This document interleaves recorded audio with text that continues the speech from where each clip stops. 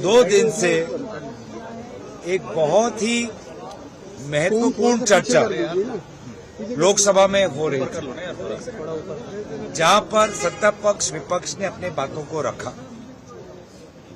हमें लगा कि गृह मंत्री जी विपक्ष की कुछ बातें सुनकर आके उन पर अपना जवाब देंगे, लेकिन मुझे ऐसा लगा कि उनको एक भाषण दिया गया था, एक स्क्रिप्ट दिया गया था और वो स्क्रिप्ट के अनुसार पढ़ते जा रहे थे।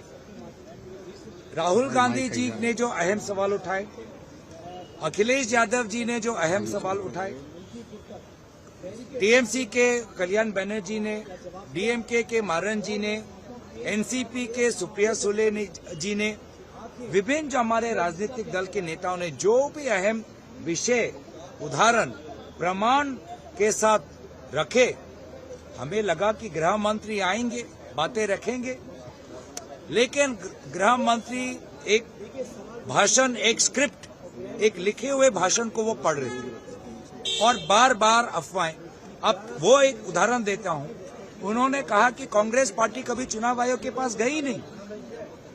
कितने बार चुनाव आयोग के बाहर हमारे दलों के नेताओं ने प्रेस कॉन्फ्रेंस किया है, कितने बार हमने कंप्लेन दर्ज की है और सदन के अंदर कितने बार विभिन्न दलों के नेताओं ने कहा है कि हम चुनाव आयोग के पास जाते हैं, कंप्लेन लेके जाते हैं, चुनाव आयोग हमारी बात सुनता ही नहीं,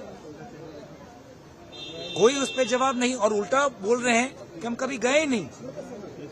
अब वो कहते हैं कि वोटर लिस्ट प्रदूषित है, वोटर लिस्ट प्रदूषित है, घुसपैठिए हैं। अच्छा, जब आपको 400 पार का सपना दिख रहा था, जब प्रधानमंत्री मोदी जी अपने आप को दिव्य व्यक्ति समझ रहे थे, तब आपको वोटर लिस्ट में प्रदूषण नहीं देखा, तब आपको वोटर लिस्ट में घुसपैठिया नहीं देखा।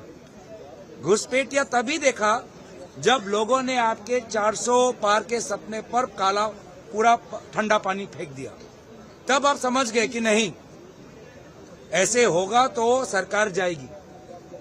और 400 पार का जो सपना का जो करारा हार मिला, आप समझ गए थे कि हरियाणा में आप हारने वाले हो, महाराष्ट्र में आप हारने वाले हो, बिहार में आप हारने वाले हो, सरकार 2.5 साल में पलटने वाली है।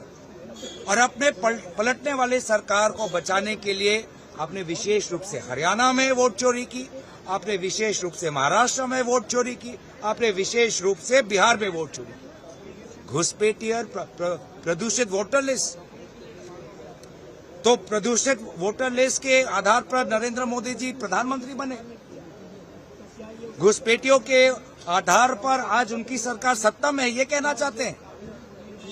तो जब 400 पार नहीं हुआ, जब संविधान बदलने का उनका जो मंशा पूरा नहीं हुआ, उनको पता लग गया कि हरियाणा हारने वाले हैं, महाराष्ट्र हारने वाले हैं, बिहार हारने वाले हैं, सरकार पलट सकती है 2.5 साल में, तब ये नया एसआईआर शुरू कर दिया।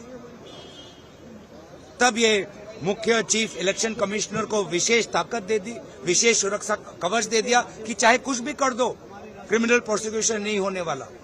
और ये लोगों को बीच में अपनी बात ले जाने के लिए घुसपैठिए बोलने लगे। अभी दोबारा घुसपैठिए की बात कर ही रहे थे, हमने बार बार पूछा, बिहार में कितने घुसपैठिए मिले, कितने घुसपैठिए मिले बिहार में?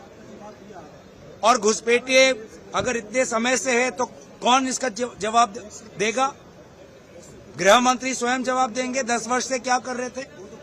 तो ये जो पूरा जो एक महत्वपूर्ण चर्चा को बस जोर से और शोर से बोलने से हमारे विपक्ष के आवाज को दबाने की ये जो कोशिश वहां पे चल रही थी, जो नाटक चल रहा था, जो एक रटा हुआ स्क्रिप्ट पढ़ा जा रहा था, उसके विरोध में सारे विपक्षी दल वॉकआउट किए।